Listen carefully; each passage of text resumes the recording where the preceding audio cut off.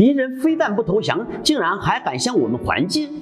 22岁的庞国兴在战斗报告中这样写道：到底发生了什么，才能让一位年轻的战士说出这么一句话呢？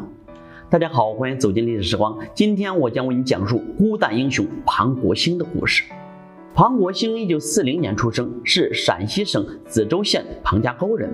19岁时，庞国兴选择加入中国人民解放军，被分配到了第55师驻守青海。1962年，印方军队不断侵扰我国西藏疆土，在美苏两国支持下，他们更加肆无忌惮，屡次挑衅中国的底线。1962年10月，忍无可忍的中国奋起反击，中印战争正式爆发。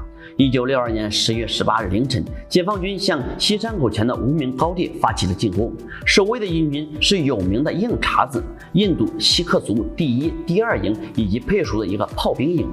锡克族第1、第2营隶属于印军王牌第4师部队，曾参与过二战，号称经历二战的胡子兵。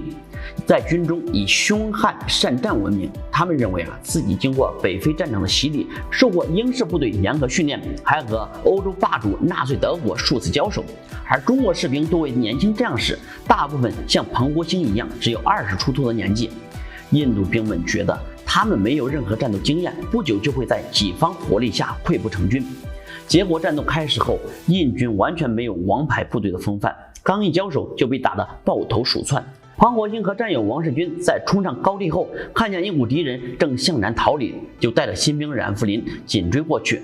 庞国兴3人在追出一段后，却发现了一个严峻的问题：他们已经脱离了大部队，成为了一支孤军。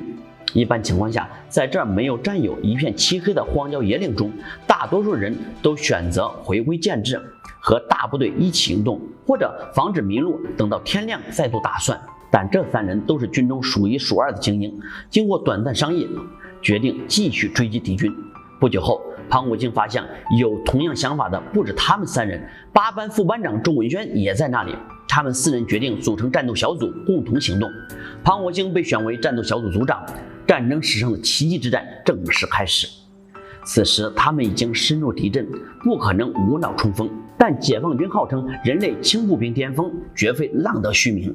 4人立刻按照3-3制战术中的进攻、掩护、支援的配置，谨慎地沿公路向前推进。不久后，公路两侧山头上的印军发现了他们的踪迹，立刻举枪射击。4人迅速就近躲避。随后，庞国兴根据战况做出战斗分工。王世军迂回到敌人后背，包抄正在山上射击的敌军。另外3人兵分2路，边吸引敌军的火力，边包抄敌军。不久后，4人各就各位，以庞国兴的枪声为号，向敌人发起冲锋。庞国兴使用的武器是一把56式的冲锋枪，射击距离不远。他从冉福林的手中要过了步枪。他此前刻苦的军事训练也在此刻得到了回报。随着一声枪响，一发子弹呼啸而出，几百米外，一名正在指手画脚的指挥官应声倒下。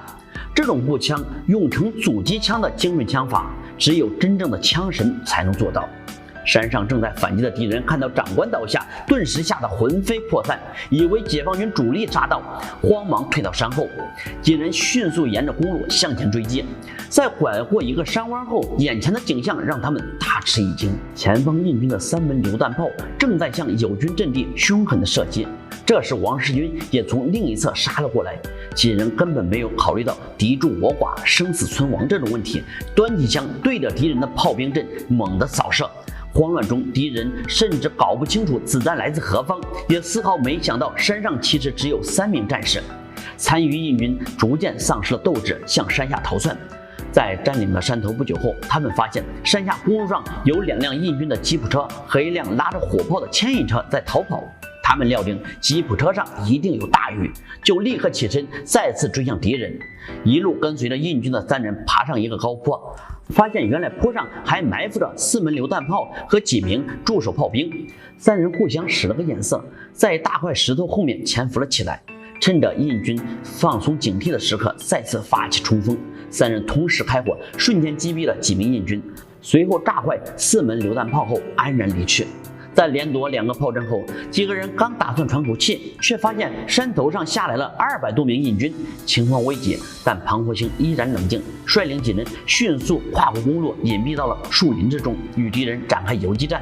但不幸的是，在游击过程中，成员之一的周文轩却和其他几个人走散了，4人战斗小组变成了3人，战斗力稍稍弱些。周文轩其实从另一个方向找到了大部队。此时虽然队伍中仅剩3人，但他们依然充分发挥机动性，与上百名敌人来回周旋。遇到大部队就打游击战，遇到小部队就迅速歼灭。3个人在森林里度过了一个夜晚。第二天，他们就着林中的积雪，吃了点干粮，走出森林，寻找新的战机。不久后，3人走出了森林，跨上公路，发现公路旁边有一个营帐，于是分散接近，同时开打，先将营帐中的2个敌人干掉，再把营帐后正在逃窜的一名军官模样的人打死。这是他们自动结成小组作战行动以后与敌人的第4次交火。当解放军主力部队正式攻击西山口时，却发现本应该十分棘手的印军炮阵鸦雀无声，而且有3名战友正在向他们挥手致意。就这样，他们3人顺利回到了战友中间。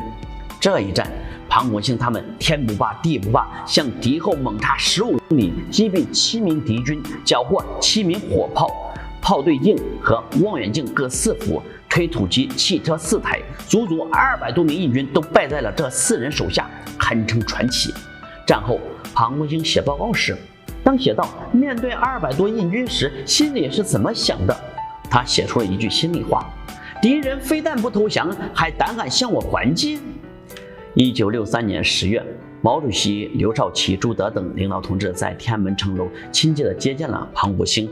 毛主席还夸赞他走得快，打得好。可惜的是，在1965年9月，庞国兴在一次军事训练中不幸因公殉职，年仅25岁。但他和2名战友不畏艰险、克敌制胜的英勇事迹广为流传，被人们称颂至今。